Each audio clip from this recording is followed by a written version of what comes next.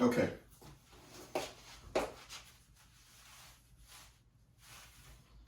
Right. So, as y'all can see, I'm not really in a predicament as much as I'm just kind of like really sore. So, this is going to be a little bit different of a video because I actually had a video for you guys, but when I went through both of my phones, the one I use for Twitch and then the one that I'm using right here, my personals, I actually have 3 phones, but I only use 2. But it disappeared, so I think I need to take my Twitch phone and disconnect it from my personal phone, because when you have your iClouds linked up, it like, if you delete one thing on one iCloud, it deletes on the other. And so there's sometimes when I'm trying to like record on Twitch or wipe some information and all that, and it doesn't carry over or translate. Or it will carry over and translate, to the other phone, and just get rid of it. So I wanted to actually start doing Twitch videos and like just talking over them. But in reality, I feel like that'd be a little bit harder to kind of pull that from the phone. And I want to be more personal on this one, because if I do one of those, I want it to be like a training montage, like lifting, whatever, me talking over that. Not really what I'm doing. So right now I'm having like a little bit of real bad lower back tailbone pain. I kind of looked into it. It's like in the coccyx area, but more like the coccygus or the coccygus. It's coccygeus. It's a muscle that basically connects from, the bottom of your tailbone over to the right side of your hip labrum. It's your glute. And so I've been running this 10 unit on my back all day today. It's been feeling way better. I'm gonna turn it on a little bit. Put it on for maybe 1 second, guys.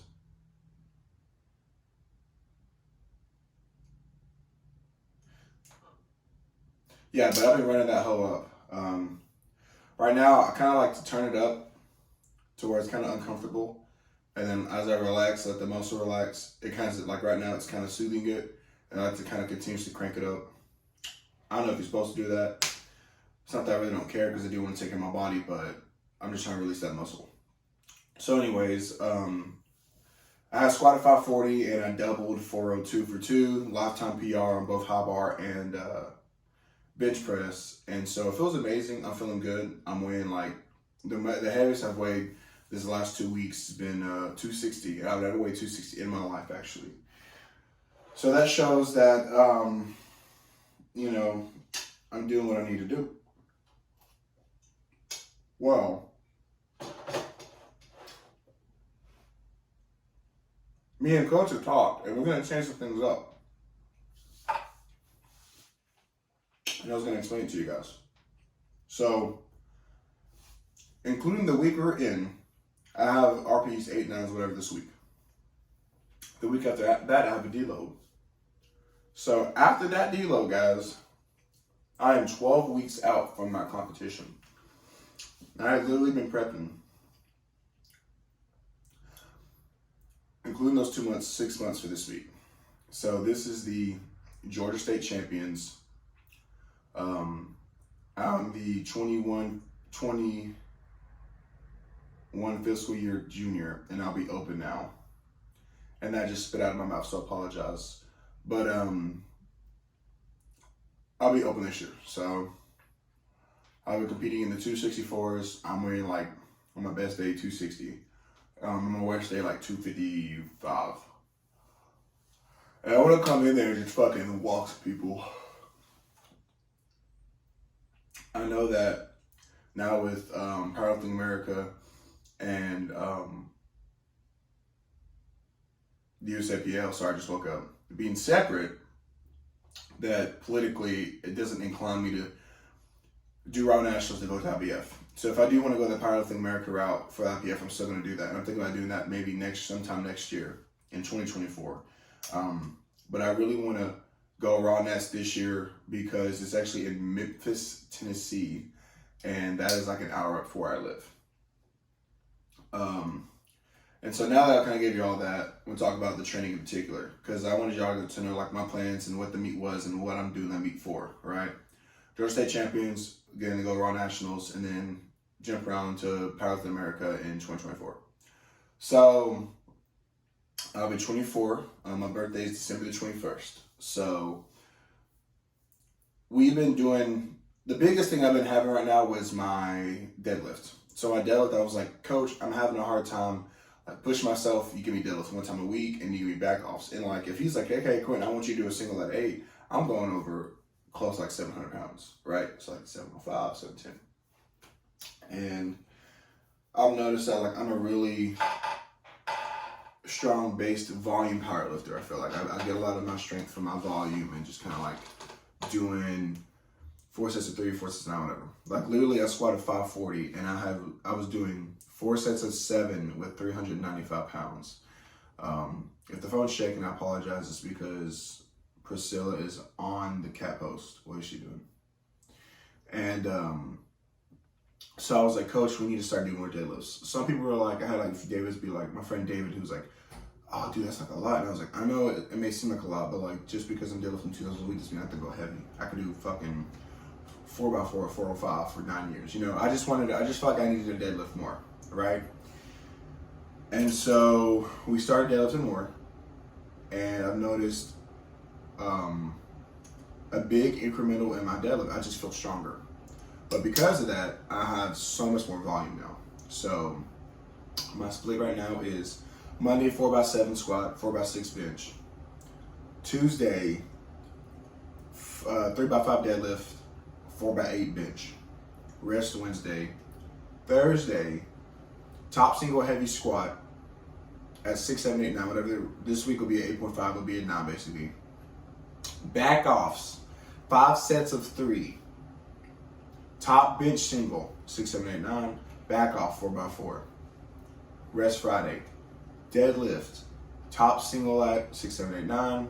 Back offs, 3 sets of 4. And I was working at 585 last week. And then bench, it was like a 3x6 or something. Restart, rinse, wash, repeat. I was like, it seems good, but I want to have 48 hours in between my heaviest squat and my heaviest bench, or my heaviest squat, my heaviest deadlift, because I'm such a quad dominant lifter. As you can tell, I'm a big dude, but I'm not a heavy dude. Like moving weight for squat is going to tax my CNS for deadlift, and then deadlifting its own on my CNS is it's a slaughter fest, right? So me and Coach have been talking, and so we're going to keep everything. He's going to switch some couple things up, I don't know, but the days we've now prescribed, which I think is going to benefit me better, is this. We're going to light squat and bench on Monday, because that's like Monday's like the fresh start. It's a predecessor day. You're just going to get in there and get the movement going.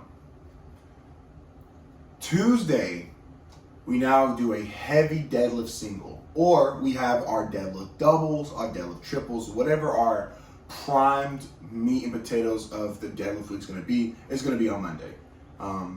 In conclusion to the bench as well, we're going to keep the bench frequency. We're benching 4 times a week. We're benching every time we fucking work out. It's not going to change. If he wants to change it, I really don't wish he does. I'll probably go heavy if he does, but at first 4 days a week was too much, but now it's easy. You know, it's easy. And so we're going to take Wednesday and then Thursday off. And so if you're asking, well, Quentin, why would you want to go on Tuesday, heavy deadlift, and then take Wednesday and Thursday off, and then squat Friday? Well, a lot of times it takes 24 to 72 hours to shake fatigue.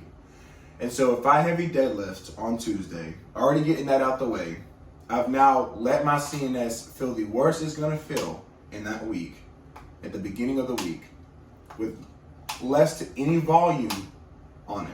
Now, I've done tripped and doubles 650 and 675, and this was on the last day of the training block. So how much fatigue and CNS stimulation have I had? You see what I'm saying? So now I'm able to readapt that on Tuesday. So if you're like, well, Quentin, you doing that is going to fuck up your CNS for your Friday and Saturday session. Well, to reinstate, that's why I'm giving myself Wednesday and Thursday off. If I give myself Wednesday and Thursday off, that gives me 48 hours of stretching, hydration, eating, relaxing with my wife, de-stressing, to re-stimulate and reinstate myself for a Friday session. Because my deadlifts, the second deadlift I'm going to have is going to be on that 4th day, the Saturday. and it's gonna be light, and I've already hit my heavy single. So to me, rewardingly wise, I'm like, okay. So I hit 600 for 3 reps, and now this is a 5 sets of 3 on deadlift on Saturday. We'll do 405. Why would you want to do 405? Because I can now take the Sunday off, come in Monday, remember Monday's light on the squat and bench, hit that, and then get back ready for Tuesday. Friday's heavy squat is gonna fuck me up, and I bench heavy too. So if I squat and bench on that Friday, I've now took all those caloric, all that, and I've used it for Friday, and I'm just carrying it through until Saturday. I feel like that's gonna help me push my bench a bit more, and it's gonna help me push my squat bench more, so much more. I have 2 light sessions. That light session is Saturday and Monday. So between those 2 light sessions and Sunday, that's 3 days where I'm understimulating my fatigue and getting ready for deadlift. Now, this is ideally what I would want out of myself, and ideally what I want to train for. If that does not work, I will of course push my deadlift a day apart. It'll be light, off, heavy, off, light, or light, off, heavy, light, off, heavy. I thought about doing day on, day off, day on, day off, but the biggest issue with that, guys, is that when you get into that day on, day off, you're losing the amount of days you could potentially have to get in volume. Now, let's say, Quentin, I'd rather you do 315 for bench 4 times in a week with 3 sets of 3 than doing 405 or 365 or 335 for 2 sets of 2 times a week. Well, you are correct, I'm getting in more volume, but I'm going heavier. And I feel like at a certain extent with training, you always want to go heavier. Now, like I said, this is all what me and my coach talked about, and the good thing about coming in off the deload is we'll have 12 weeks. So that gives me 2 weeks to kind of get into the rhythm of things, and then we start prep. 12 weeks out, ideally, is going to be prep, but 10 weeks out is like where it kicks in. Because, guys, if you don't really understand when it comes to powerlifting, being 10 weeks out, being like 16 weeks out really ain't shit. Because, 12 weeks is like a month, 2 months and a half, right? Well, actually, 12 weeks is 3 months. Because 4 and 4 is 8, and another 4 is 12. So you're like 3 months out. And so if he wants to give you, let's say he pulls a Candido 5, 3, 1. The first month you're doing sets of 5, and then you're hitting a heavy 5, RPE 9 on the 4th week. And then you restart, and now you're doing sets of 3 for the second month, and then you go through the month, sets of 3 at 6, sets of 3 at 7, sets of 3 at 8, and then sets of 3 at 9, and now you're on your second month, 4th week, right? On the second month, and you're hitting your 3s at 9. And then now you're 4 weeks out, and he goes, okay, now we're going to be practicing singles. Okay, cool. In the first week, you're 4 weeks out, hit RPE 6, okay? The second week, you're 3 weeks out, you hit RPE 7. Okay, now the third week, you have RPEs 8, you're hitting 8s. And then the 4th week, you have RPEs 8.5 9s, you hit that. A lot of times, coaches will take that 531 Candido program, and when they're doing your proper loading, right, all they're essentially doing is they're like kind of finding out where your singles are going to be at, what your openers are going to be before you go into meet.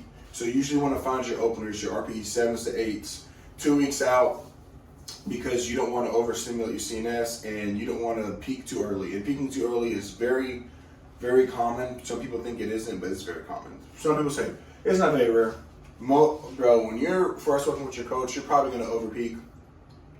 You're probably going to peak yourself easily because your coach doesn't understand what you are, what your diet's like if you're a really strong type 1 and type 2 athlete. And for me, I can still coach, but my coach helps me auto-regulate, and he coaches me as well. So, he gives me honestly, not really full control, but he knows that I'm educated enough to know what I need to do, and I trust him to, be able to push me.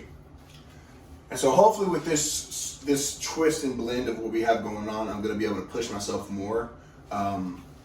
because I'm at the point now where I'm getting so strong for my body. Now, there's guys who fucking walk me. There's motherfuckers who rep 405. There's motherfuckers who rep 7 on squat. And motherfuckers who rep 7 on deadlift. But for me, I need to be able to push myself and recover at the same time. Because I should not be going in on a Monday squatting 4x7 and a 3x6 and I'm feeling that shit on a fucking Friday when I'm squatting, on a Thursday when I'm squatting. That means I'm not sleeping enough, I'm not eating enough, and recovering enough, I'm not hydrating enough. But I'm doing those things. I'm doing, like I said, I weigh 260. So we got to find a way to be able to drop my days around and get that fatigue management down. Because if he says, hey, Quentin, this week we're going to be pushing, cool, we're pushing. And now I have a little back pain, a little injury. But we have to go RPEs 8s and 9s this week. So it's like, well, I'm hurting still, so like, you know, cool. And deloads are important, but I don't want to have to do a deload every 4 weeks, right? Let's say you do a deload every 4 weeks, and you're 3 months on a deload. You've missed 3 consecutive training weeks of proper hypertrophy and muscle building tactics that your coach can give you because you're always deloading. Like I said, deloads are important. I'll maybe do a deload 5 times a year, maybe 6 times a year, but once every 2 months if needed. But like, I've ran into a deload this week we're going into. After this week, I had a deload coming out of that, and I haven't had a deload in a long time. So that shows I'm really pushing myself, but at the same time, like I said, I'm losing that. So I'd rather go 70-30 than go 80-20 or 90-30 or 90-10 and have to take a deload because I'm so beat up, right? Because it just, to me, it just seems like I'm wasting time. Now, I may be wrong. You know, I've never really ran into a whole deload. Like I said, deloads are important. That's why I can take deloads. But just having to take a deload every 5th week or 4 weeks on, a week off, to me, it's just like I'm wasting my money. I'm paying for a service I'm not getting, right? And I'm going out of my way and I'm losing time, right? So that's basically what this video is, guys. Just me telling you what I got going on. We're going to start prep after these next 2 weeks, and so I'm going to be pushing out more channel. Like, I was doing 2 videos at the time, but I was like, you know what? I can just do a video now and do more shorts on YouTube because I'm posting on Twitch, TikTok, YouTube, Snapchat, and Instagram. And I'm also twitching every time I lift, right? And so just like basically dropping 7 videos a fucking day was kind of like really taxing. But now because I'm in prep, I'm going to do my I'm gonna start calling it something different. I'm gonna call it Georgia State Prep Season 2, of course, with the little Peach Champ Season 2 emoji. But like, I need to find a way to have like light day with heavy post video. Wow, you asshole! Get off the helmet. Such an asshole. But yeah, light day with heavy post, light day with heavy post. But yeah, that's really it.